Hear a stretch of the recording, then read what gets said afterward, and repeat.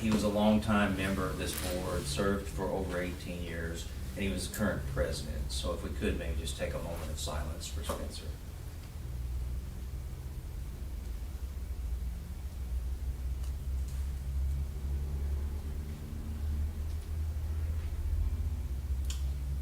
Thank you. So we'll call to order. First thing is welcome our new member, Wick Jacoby. Welcome, Wick. Very much. And then the next thing is we do have an amendment to the agenda. We've got a memorandum with us. So I would entertain a motion to adopt the amended agenda. So moved. Second. We have a motion and a second. All in favor? Aye. Opposed? And then the next is the election of the Board of Public Works officers. And, yeah, it makes no difference to me. I'm glad to serve as president. Spencer's absence, I'd be glad to continue.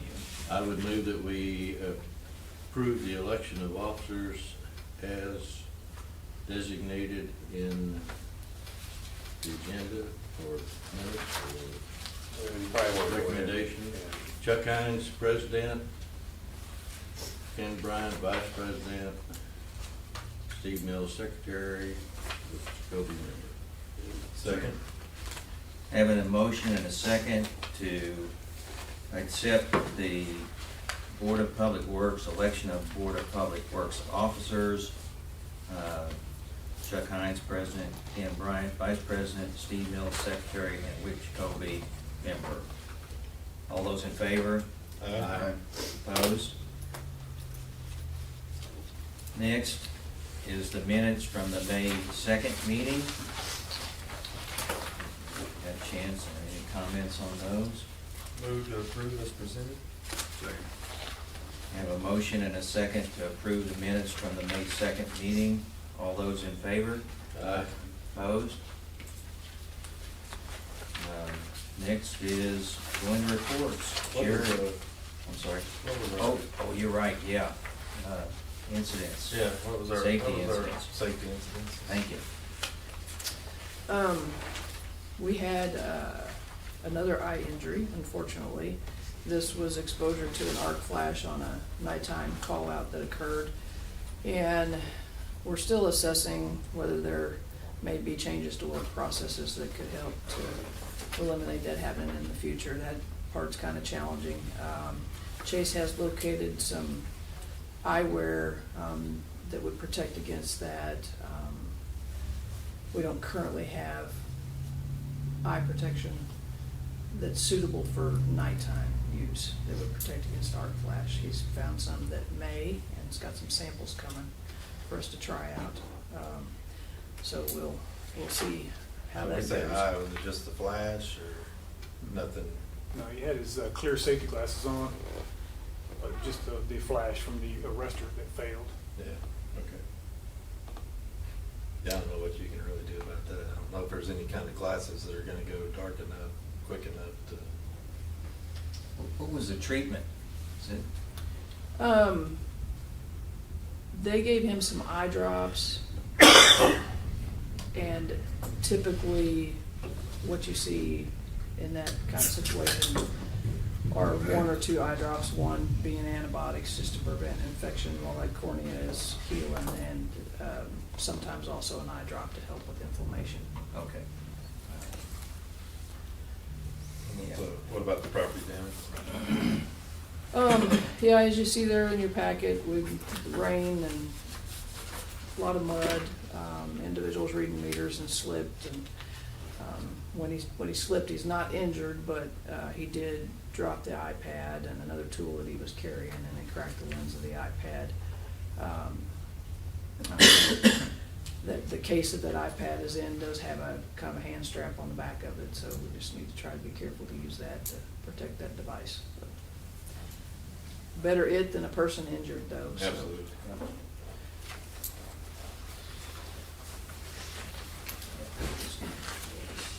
Okay, so we'll start into reports. Jared, good morning. Morning. I do have an action item this morning for water treatment for units 10 and 11.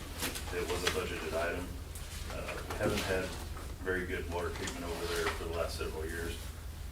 And after some of our surf water pump rebuilds and a few other items, we realized that that was something we really needed to get back to. So we requested proposals. They were opened on April 23rd. 14 RFPs were sent out, 3 returned.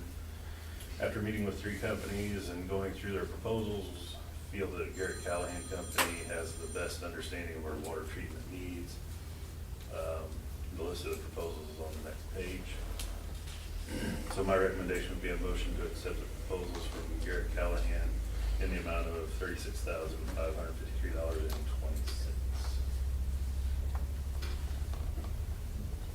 Jared, yeah, I have a question. So the 15,000, that's a 2-year contract, and does that includes the chemicals? Yes. Okay. Now, the chemicals may fluctuate a little bit because they're gonna be based on how much we run. If we Okay. run a lot more, they could be a little higher. If we run less, it could be a little less. Yeah, no, water, yeah. And then the next thing, so the equipment, and I see where it doesn't include installation, or, is that anything we can do in-house? Yes, we'll do all that in-house. Okay, Yep. all right. Great. Make a motion to accept the proposal from Garrett Callahan Company in the amount of $36,553.20. Have a motion and a second to accept the proposal from Garrett Callahan Company in the amount of $36,553.20.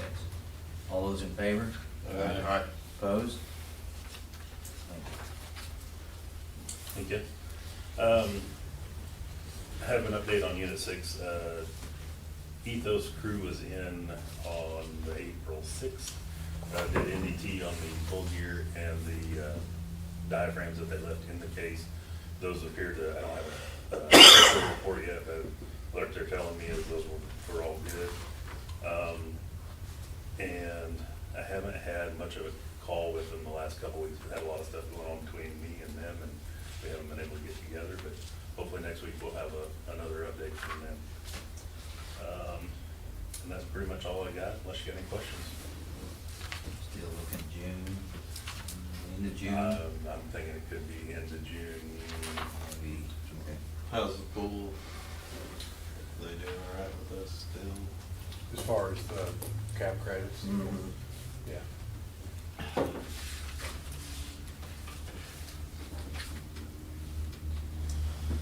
Anything else for Garrett? Thank you, Jared. Travis, good morning. Morning. I do have an action item for you guys this morning. It's to replace the spreader truck. We're currently using, it's wastewater's old one. Repairs are becoming more and more frequent due to the age of the equipment and everything.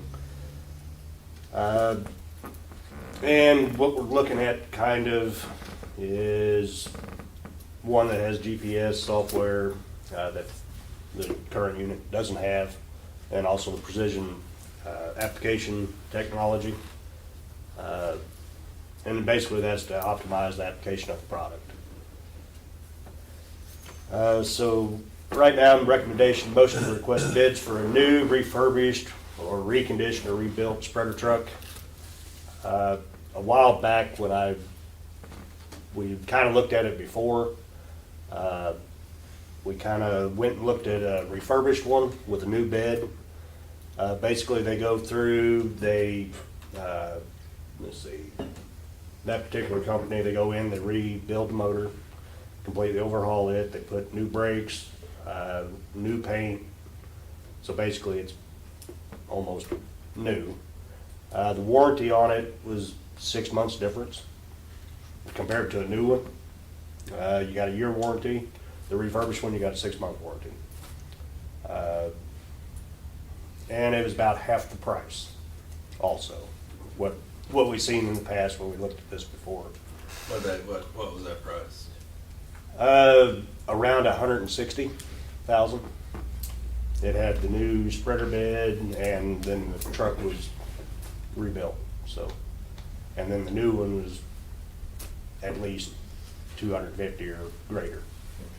Lead times on it also for the refurbished one was around 6 months. The new one, you're looking at over a year or more, so.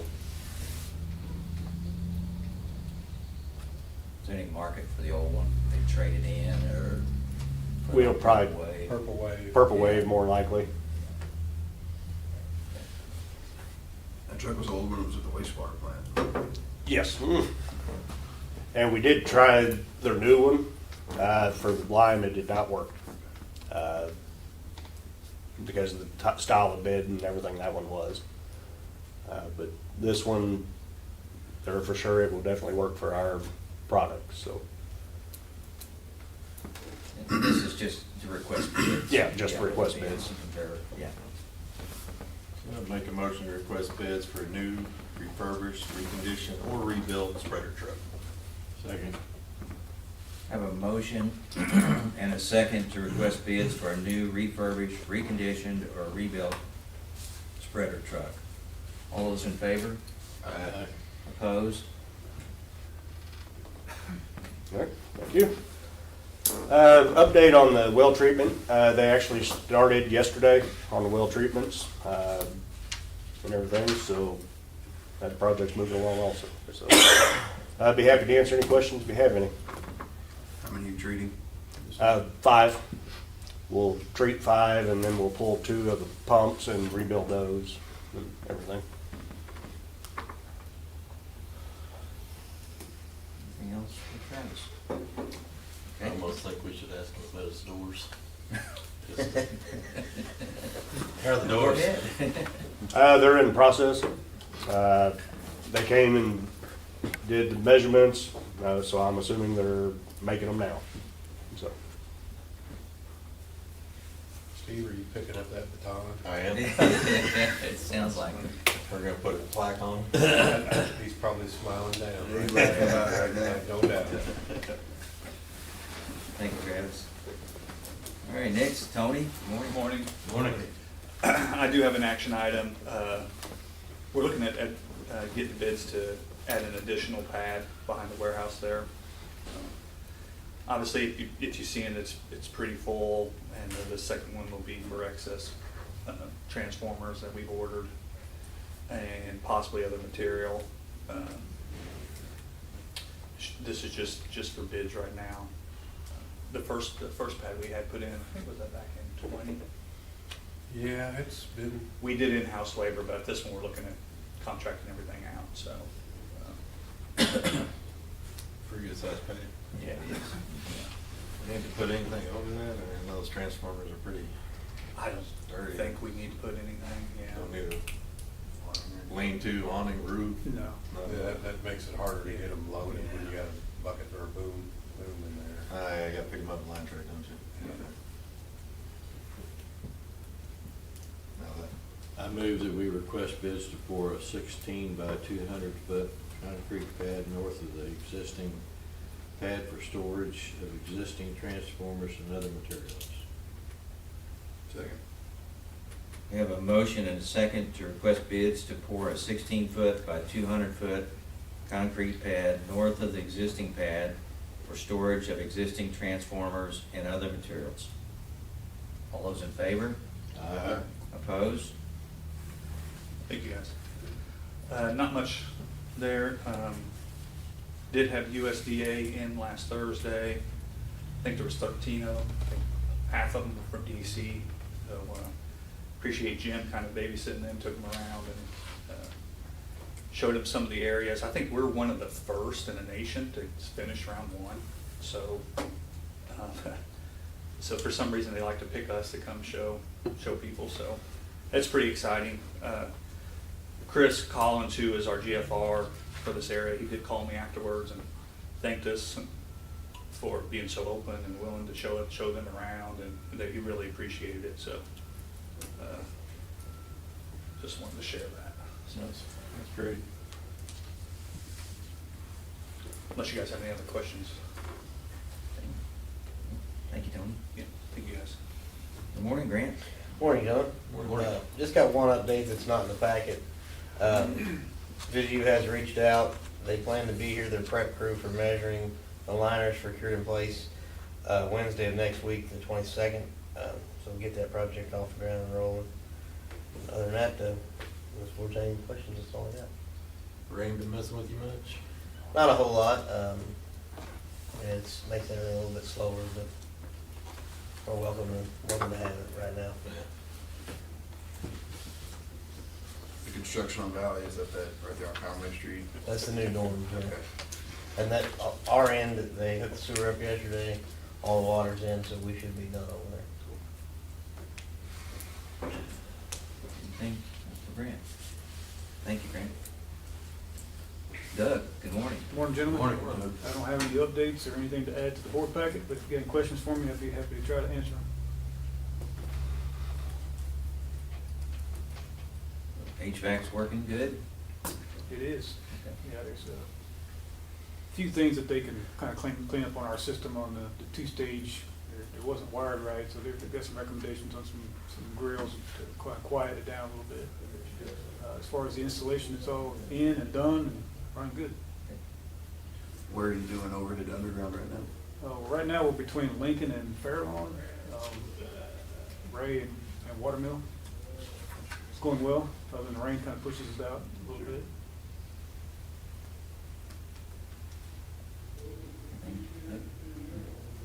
Thank you, Doug. You taking Jim? Oh, sure. Okay. Yeah, I'll try what I can. Doesn't look like You know, I know we're working on the highway permit and with the second contractor for the short piece by the quarry. So, other than that, I don't think I could add a whole lot. Okay. I guess Kramer's proceeding. working Yeah, I on think it. so. Okay. All right. They're still getting a fair amount of installs with rural. Yep. Yep, I think they did several yesterday. I don't know how many are on the board, but I think there's quite a few. Usually when we get something spliced, everything down, there's people waiting. So, yeah, it's been pretty good. I think, you know, the weather's affecting them a little bit on the installs too. You don't want to tear up yards and all that stuff, but yeah, I think they're moving right along. Eric, good morning. Morning. Morning. We do have an update to us in the packet. We did get dry flow pump 3 back and installed. Dry flow pump 2 went down with a ground fault. So I had FTC out to try to diagnose what's going on with the pumps, and it was found the program in the VFDs where the max amps were still set for when we had the big pumps. So they were turning double the amps of what they should have been. So we've since got that fixed. So hopefully no more pump problems with that. So right now we have dry flow 2 and the spare pump still at FTC to be repaired. Other than that, I'll answer any questions.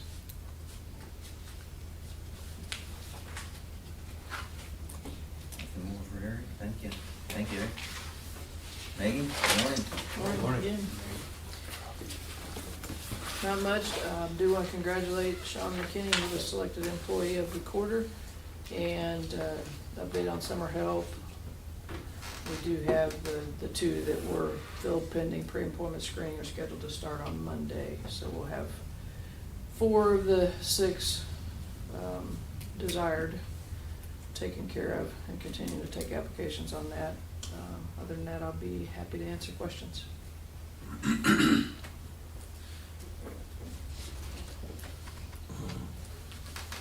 What's on the working hours?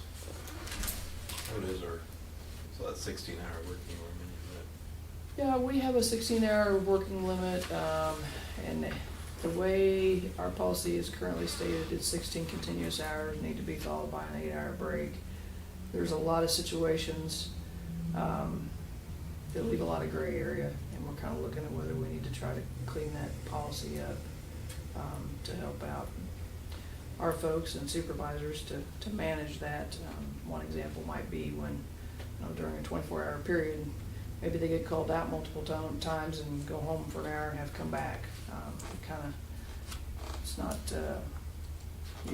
you could follow the letter of our current rule, but not necessarily the spirit, so we're just kinda trying to clear up some of that stuff. Hopefully, Yeah, that's a long work day there. right. I'm And not that worried could about become- that day as much as I'm worried about the next. The next day, exactly. And right now, just to kind of get a little further down my thinking path with you all right now, if folks are too beat the next day and want to stay home, they're going to miss out on pay unless they use some of their paid leave. And that may be something we want to think about, taking a look at. So, Good luck with that. It's gonna be a fun one. yeah. I'm finding out that other entities, there's a lot of different approaches, so, but hopefully we can. I'm glad you're looking at that, that improve is, on it. I run into that concern a lot too. I'm sure you did. So if you can figure that out for me, that'd be awesome. Share what I find. You're better at it than I am, trust me.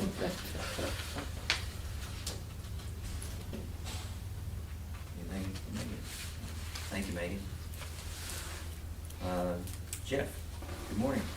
Yeah. Good morning, gentlemen. You should have received a memorandum yesterday. It's an action item in relation to the Region F Solid Waste District Grant. That grant period did open this month. We had 2 items in our budget that we were going to apply for Region F funding. The first item, I think the one that we probably need to replace the most is the auto tie baler. As part of that application process, that they need a commitment from the board that we will match the 15%. It's an 85-15 grant. So this is just kind of part of the grant application here, the board agreeing to the 15% match. Do you have an idea how much that'd be? Oh, you're looking at 45,000 probably. 15%. Yeah, a $300,000 Yeah. machine, 45,000 would be our part, and then they'd have 255 would be grant funding. Oh, okay, yeah. Sounds like a good deal. Sounds like a great deal. Yeah.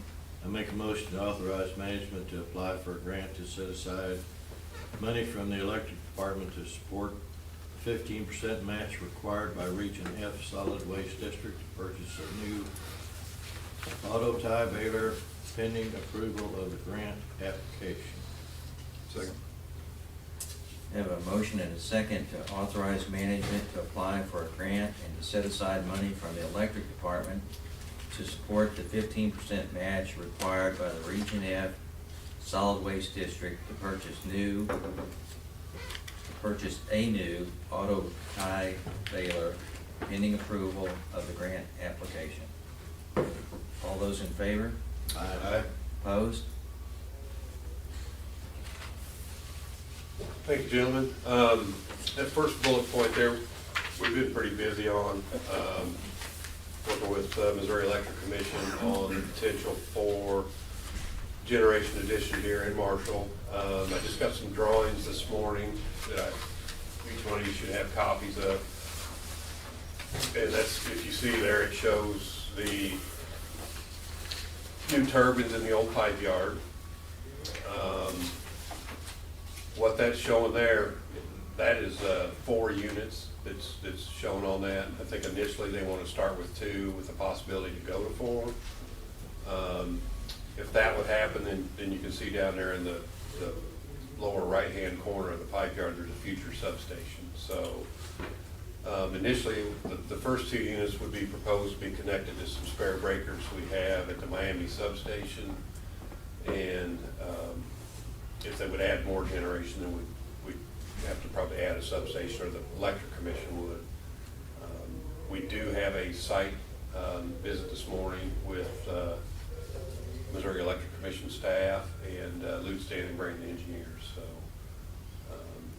the Lute Stanley Brain, I think when the Electric Commission approved this study, had 30 days to, so it's been moving fast.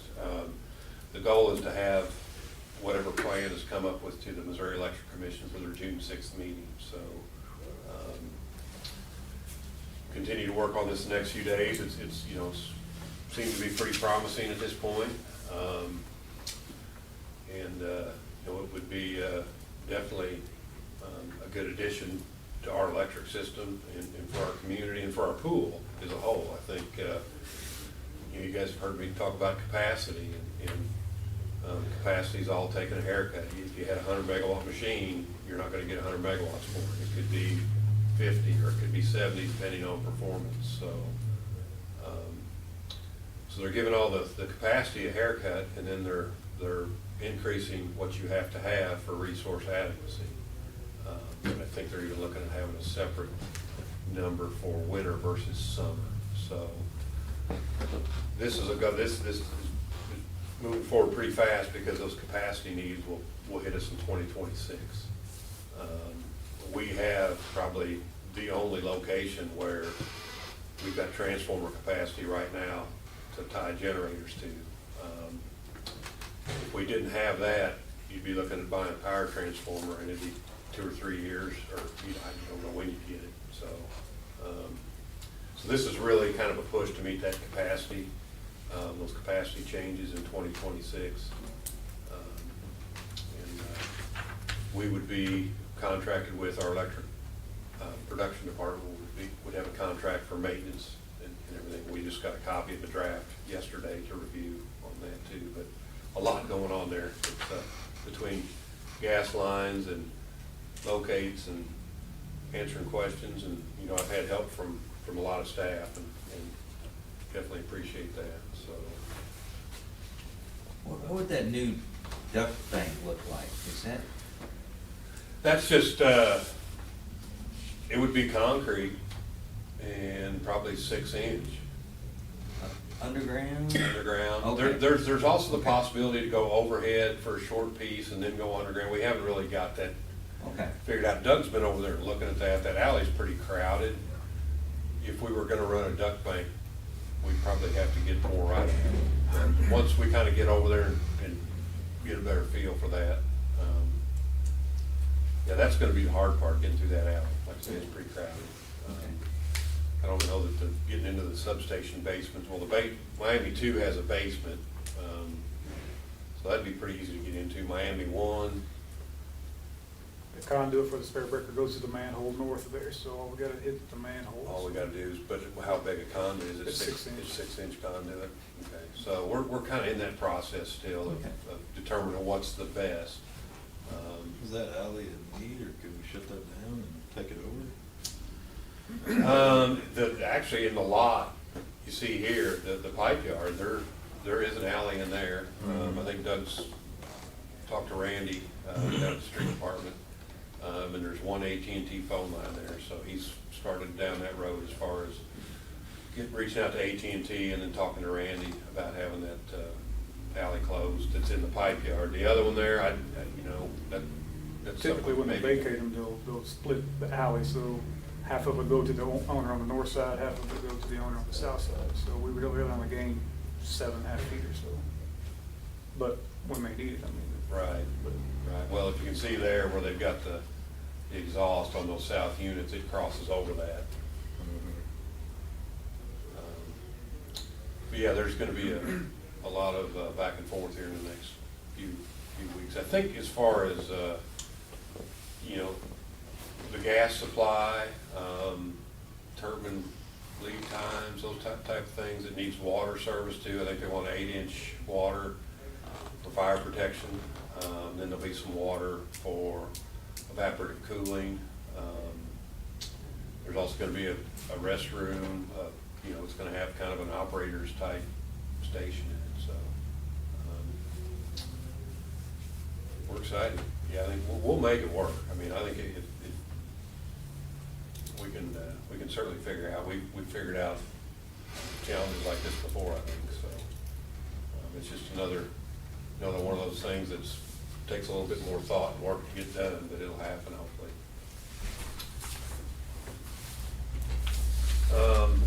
Yeah, if you don't have any questions on that, not a whole lot to add. Pretty close to launching our webpage and going live. Jim's been out, we're kind of waiting for him to get back before we move forward on that.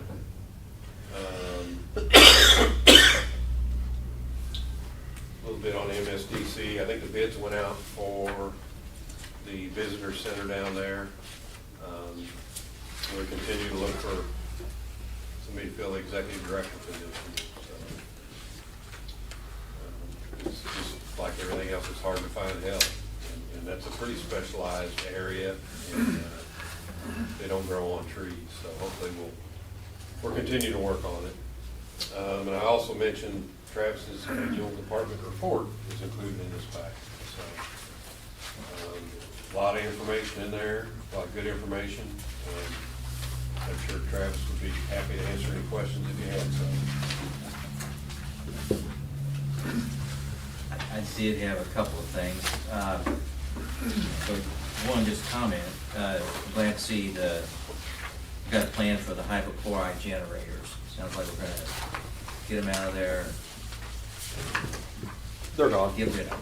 They're gone. Okay. Already gone? Yep, They are? yep, they're gone. Okay, all right. And then, another thing I wanted to ask, fluoride feed.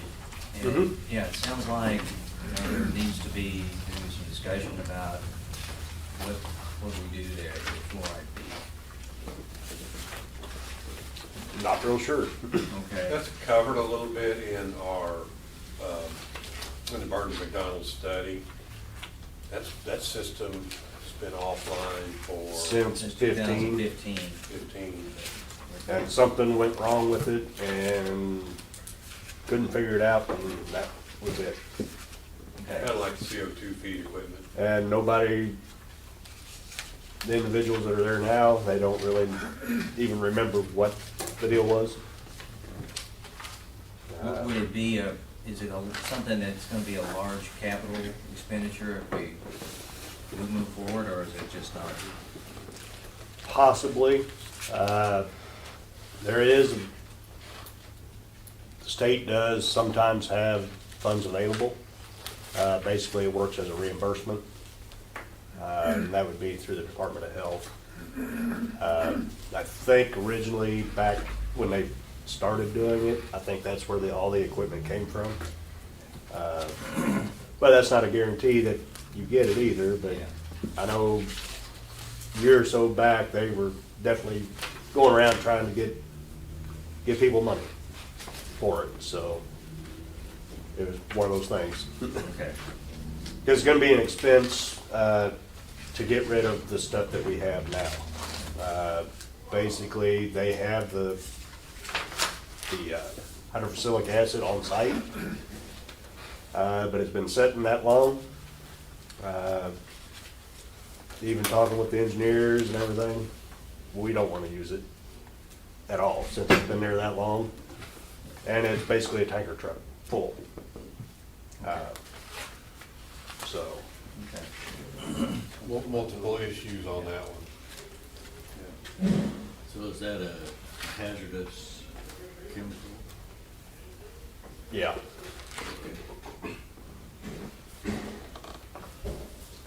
Okay. And the study that Burns and McDonald did on that, they were actually gonna feed sodium fluoride, and it's gonna be, basically, it's a solid material that you mix with water. They say it's safer to use than what that hydrophilic acid is, so it doesn't require the same amount of safety concerns and things. It doesn't really have to be in a separate area or anything either. And because we were gonna use, basically if we did go that route, is gonna be put in one of the corners of the disinfection building. That's actually not used anyway. So the footprints would be fairly small on that and everything, so. Could we find out what it would cost to get rid of this Yep. stuff? And, I mean, if it's been there since 15, there's no sense of hanging on to it. And I would feel better if we could. Okay. Yeah, I can get some prices and bring it back to you if you want, and everything, go from there. And then, I guess the natural occurring fluoride is. The natural acceptable. occurring is about .35 on average. The recommended through EPA is .7. So we wouldn't have to feed hardly anything to get to that optimal range anyway. Okay. So it was one of those things, kind of, what do we do here? Okay. And then one other thing, so I noticed the lagoons in the settling basin, there's a permit that's gonna expire this year. We did get the new one already. Okay. It went into effect April 1st. Okay, all right. So it's been No big issued. surprises there. No, one change they did do, they took out the phosphorus monitoring. That was in the previous one. It was a parameter that we couldn't do Okay. here ourselves. So it was costing us extra every quarter. And basically, they found out that wasn't an issue. So they took it out and everything, but all the other parameters stayed the same. They took something out of a permit, that's Yeah, unusual. that doesn't happen very often. Good. They did make a few changes, but I'm still waiting on their interpretation of some of the stuff that they put in there. As far as like the land application of the sludge and things, especially since it's lime softening. So there's some interpretation, I'm still waiting on some answers on that. But the way I'm interpreting it right now, it's in our favor, so. And when I talked to them, they kind of agreed, but then they also made the comment that if exempt is exempt, you shouldn't have to do any of this. So they'll give me that in writing and then we'll go from there. But And that would certainly help with that our would, land application of our lime sludge, because the samples, we were having to sample for metals and some other things. Yeah, and the turnaround on that. and we, yeah, the turnaround was getting about 6 to 8 weeks on the turnaround for that. We spent, what, tens of thousands of dollars on sampling last year? Sampling was a lot more expensive. I mean, and it just, in our mind, didn't apply to lime softening sludge. I mean, Because the thing was, we did all those metal sampling according to the permit, and the metals was never an issue. It was always the E&M or the pH of the soil that dictated on how we had to land apply it. So the metals were minimal. Existing. Okay. Because some of them, when I put them in the spreadsheet and everything, to get the lifetime, whatever, I'm trying to think of. But it would take you, to get to the limit, would be like 300 years. So it, All right. it was really not worth messing with. So, and before, they used to never have to do all the metals on the soil. So it was a lot easier to get rid of back then. Thank you for the report. Okay. Very complete, yeah. And for Travis. Next, we're ready to approve our disbursements.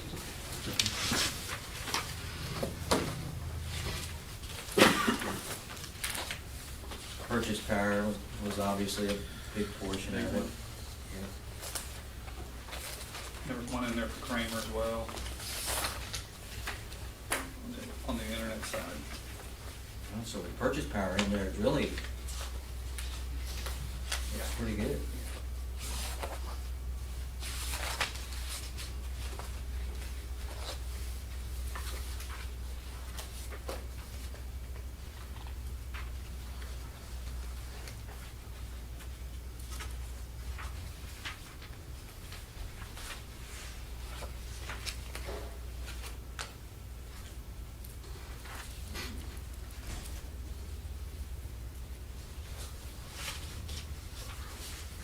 Been Kramer and the Pirates. Not bad. Yeah.